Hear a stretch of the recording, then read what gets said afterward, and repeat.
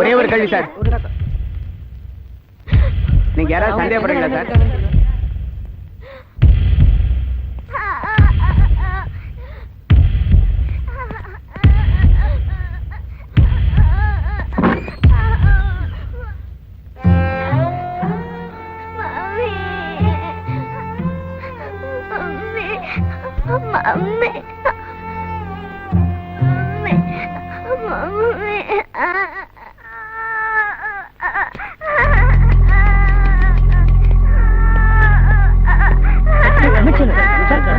Hospital இருக்கிறவங்க வயிற்று நிலைமை இப்ப எப்படி இருக்கு சார்?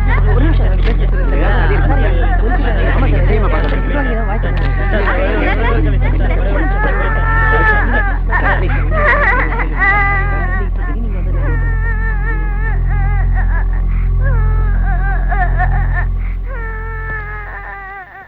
தமிழ்ச்செல்வன், என்ன ஆச்சு உனக்கு? இன்னும் என்ன ஆகணும்? என் குடும்பத்தை அழிச்சவங்க யாருன்னு எனக்கு நல்லாவே தெரியும். நான் ஆயுதம் ஏந்தி உங்களை அழிக்கணும்னு நினைச்சா எனக்கு 5 நிமிஷம் போதும். அதுவல்ல என் நோக்கம். உங்க ஊழல் ஆதிக்கத்தை அடியோடு அழிக்கணும். ஆஃப்டர் ஆல் ஒரு ஐஏஎஸ் அதிகாரி ஒரு முதலமைச்சர்கிட்ட எப்படி பேசணுங்கிற நாகரிகமே தெரியல. என்ன நினைச்சிருக்க? ஆஃப்டர் ஆல் ஐஏஎஸ் அதிகாரிங்க நாங்க நினைச்சா உங்க இடத்துக்கு எப்ப வேணாலும் வர முடியும். நீங்க நினைச்சாலும் எங்க ஐஏஎஸ் இடத்த உங்களால தொடக்கூட முடியாது. இருந்தாலும் பொறுப்பான ஐஏஎஸ் அதிகாரி இருக்கிறனாலதான் கைகட்டி வாய் புத்தி பேசிக்கிட்டு இருக்கேன். இந்தாங்க என் ராஜினாமா. என்ன அவன் ரொம்ப பேசுறான்? பேசு ராணா. ஆமாடா. டாவா டாய். நம்ம நாட்டுல கண்டக்டர் வேலையில இருந்து கலெக்டர் வேலை வரைக்கும் மத்த எல்லா வேலைகளுக்கும் படிப்பு ஒரு தகுதியா வச்சிருக்காங்க. ஆனா அரசியல்வாதிகளுக்கு மட்டும் படிப்பு ஒரு தகுதியா வைக்கல. ஏன் தெரியுமா? நம்ம நாட்டுல படிக்காத ஜனங்கள் 75% இருக்காங்க. அந்த படிக்காத பாமர கூட்டத்திலிருந்து வந்து சாகும்போது சல்லி காசு கூட இல்லாம செத்தாரே பெருந்தலைவர் காமராஜர் மாதிரியும் போலீஸ் மந்திரியா இருந்தாலும் வைத்திய செலவுக்காக கால் காசு கூட இல்லாம தர்மாஸ்பத்திரியில செத்தாரே கக்கன், அவரை மாதிரி பல நல்ல அரசியல் தலைவர்கள் இந்த படிக்காத பாமர கூட்டத்திலிருந்து வந்துட மாட்டாங்களாங்கிற நப்பாசல தாண்டா அரசியல்வாதிகளுக்கு படிப்பு ஒரு தகுதியா வைக்கல. ஆனா அதையே சாதகமா பயன்படுத்திக்கிட்டு உங்களை மாதிரி படிக்காத மொள்ள மாறிகளும் முட்டாள்களும் ரவுடிகளும் அரசியலுக்கு வந்து இந்த நாட்டையே நாசமாக்கிட்டீங்க. என்னைய பாத்துக்கிட்டு நிக்கிறீங்க? குண்டு கட்டா தூக்கி வெளில பேசுங்க. என்னங்கண்ணா எதிர்கட்சியா இருக்கும்போது உங்களே செருப்புல அடிச்சு நானே ஒரு வார்த்தை வரட்டுன்னு பார்த்தேன். டாய், கோட்டைக்குள்ளைய வேட்டிய மடிச்சு கட்டுறீங்களா? நான் என் கைய மடிச்சேன்.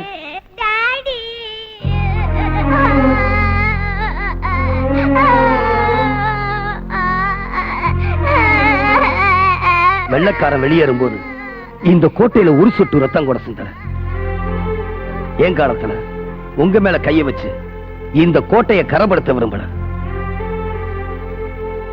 என் கைய மடிச்சேன்னா திடீர்னு ஏன் சார் உங்க பதவி ராஜினாமா பண்ணீங்க?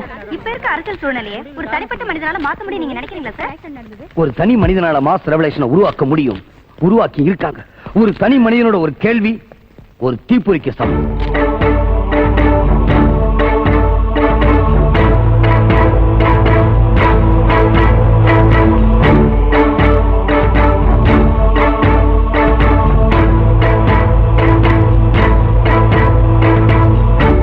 இப்ப லேட்டஸ்டா ஹவாலா மோசடி இதையெல்லாம் நீங்க தொடுவீங்க, ஆனா தொடர மாட்டீங்க. ஒரு கேஸ் முடிகிற வரைக்கும் வேற எந்த கேஸையும் தொட மாட்டேன்னு நீங்க நின்னீங்கன்னா கேஸ் எடுக்கிறவனும் பயப்படுவான், குற்றம் செய்யறவனும் பயப்படுவான். நீங்க அப்படி செய்யறது இல்ல. தயவு செஞ்சு பத்திரிகைக்காரங்க பொறுப்போட மக்களுக்குன்னு ஒரு காலம் ஒதுக்குனீங்கன்னா இந்த ஊழல் ஆட்சி என்னைக்கோ காத்துல பறந்திருக்கும். 2 வரி நியூஸா இருந்த தமிழ்ச்செல்வன் நாம சீண்டன தலைப்புச் செய்தி ஆயிட்டானையா? ஆமாங்க, கவர்ச்சி படத்தை போட்டு காசு பண்ண பத்திரிகை கூட இப்ப கலெக்டர் படத்தை போட்டு கவர் ஸ்டோரி எழுதுறான். இதுல பாருங்க, அவன் தான் உயிருக்கு பயப்படலனா கூட தான் பொண்டாட்டி புள்ள உயிருக்கு பயப்படுவான். ஆனா அவன் அதுக்கு கூட மசிய மாட்டேன்றானே. என்ன இருந்தாலும் அவன் பெரிய வீரங்க.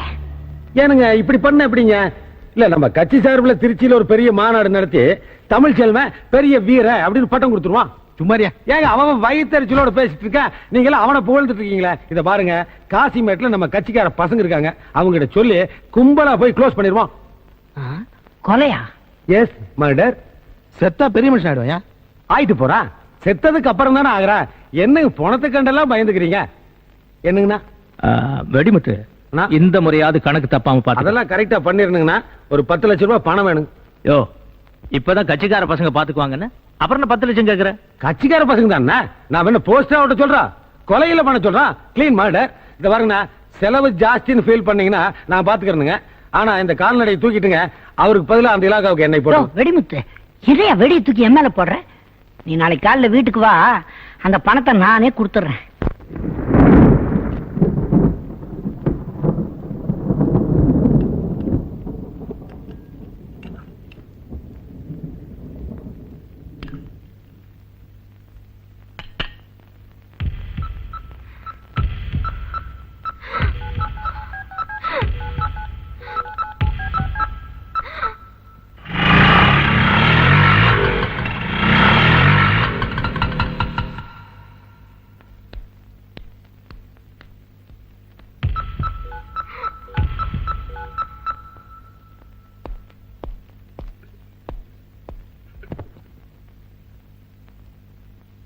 செல்வி, டிரைவர் அங்கிளோட நீ இங்கே இரு, நான் ஹாஸ்பிட்டலுக்கு போயிட்டு வரேன்.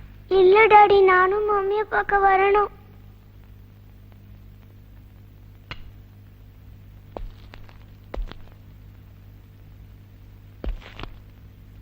முருகா,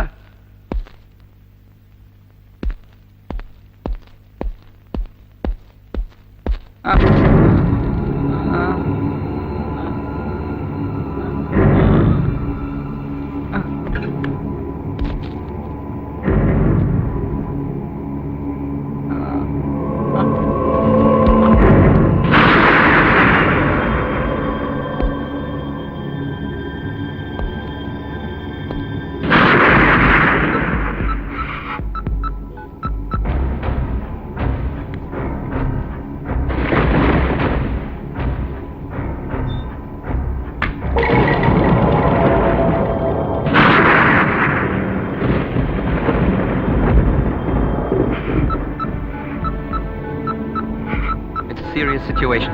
I think we have to inform the husband. The path is going down.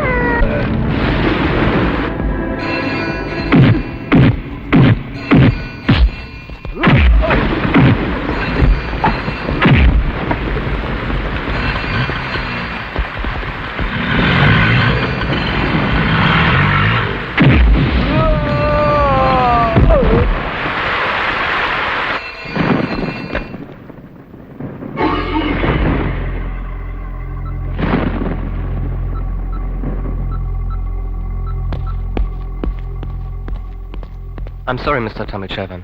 Your wife's face and body alarme. Adigama burna iruke. Humanly and medically, it seems impossible to save her life. Sorry.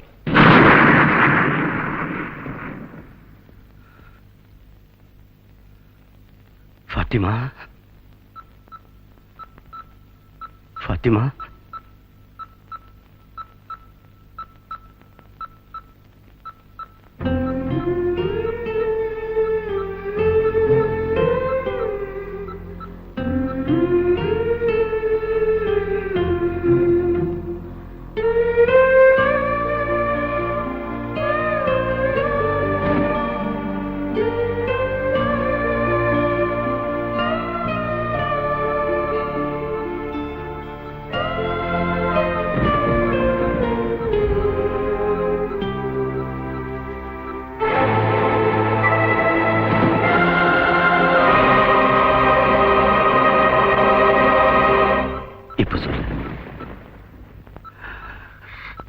இப்போவாது சொல்லு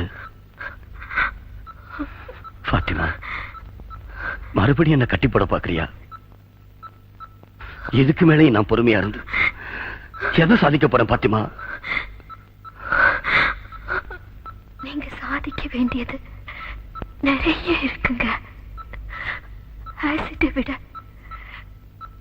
நல்லவங்க சிந்துற ரத்தத்துக்கு சக்தி அதிகங்கிறதையும் அஹிம்சை ஒரு ஆயுதங்கிறதையும் நிரூபிக்க உங்களால முடியுங்க. உங்களால மட்டும்தான் முடியும்.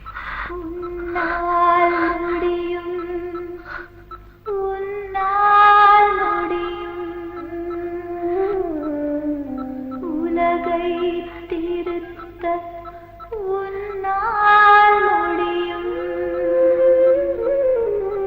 திரியிருந்தும் எண்ணெய் இருந்தும் தினம் இருட்டுக்குள்ளே நம்ம திருநாடு. இது சாதாரண கண்ணாடி வளையல். உடைக்கிறது ரொம்ப சுலபம், பாதுகாக்கிறது ரொம்ப கஷ்டம். இத பாதுகாப்பீங்களா Fathima?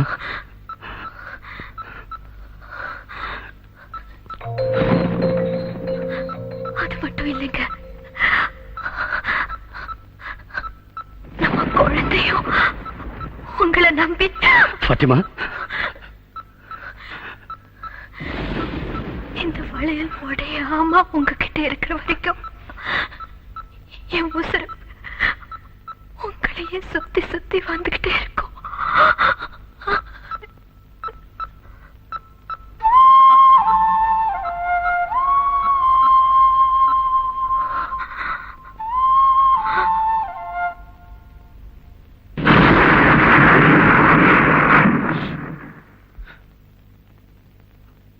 Fathima, Fathima,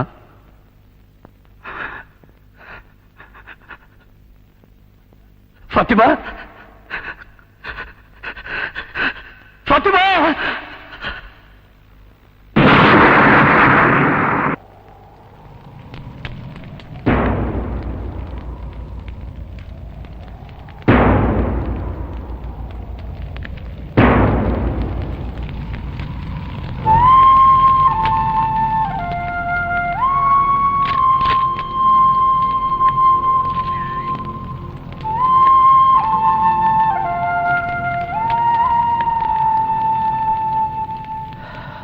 sorry Tamilselvan, as a chief செக்ரட்டரியா என்னுடைய 30 வருஷ சர்வீஸ்ல அரசியல்வாதிகளை இப்படித்தான் பார்த்திருக்கேன். நான் அன்னைக்கே சொன்னேன், நீங்க உங்க உணர்ச்சிகளை கட்டுப்படுத்திக்கணும்னு. நீங்க ரொம்ப அவசரப்பட்டு உணர்ச்சி வசப்பட்டுட்டீங்க. கொஞ்சம் அட்ஜஸ்ட் பண்ணி விட்டு கொடுத்துருந்தீங்கன்னா.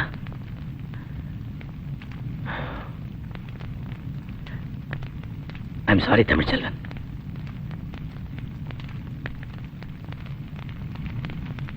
முன்னூத்தி 60 IAS அதிகாரிகள் ஒருத்தரா இருந்து நானும் போராடி பார்த்தேன். முடியல. வேலையை தூக்கி எறிஞ்சிட்டேன். மானத்தையும் மனசாட்சியும் விட்டுட்டு தப்பான வழியில சொத்து சேர்க்கவா? எங்க அப்பனும் எங்க ஆத்தாலும் என்ன கஷ்டப்பட்டு படிக்க வச்சு IAS ஆக்குனாங்க. நானும் சோத்துல உப்பு போடாம சாப்பிட்டிருந்தா JJ நகர்லயும் ஊட்டியில எஸ்டேட்டும் நீலாங்கரையில பங்களா வாங்கியிருப்பேன். நீங்க எல்லாம் ஊழல் பண்ணி சொத்து சேர்த்து வச்சிருக்கீங்களே, அது உங்களை காப்பாத்தும். உங்க வருங்கால சந்ததிகளை காப்பாத்தாது. உங்க பிள்ளை குட்டிகளை காப்பாத்தாது.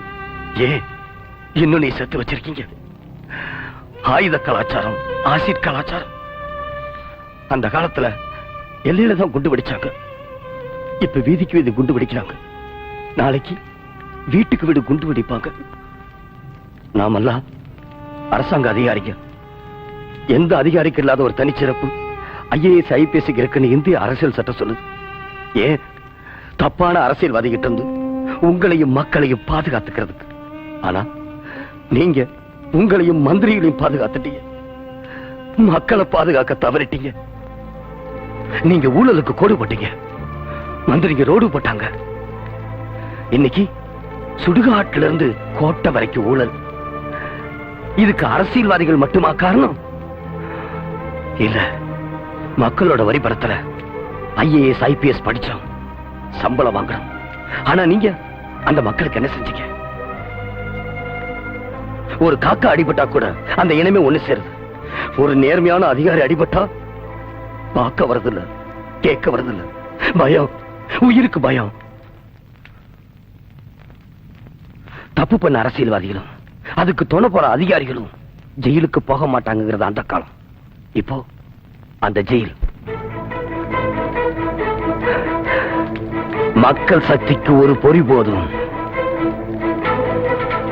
தீ, மக்கள் சக்தி எழுக தீ.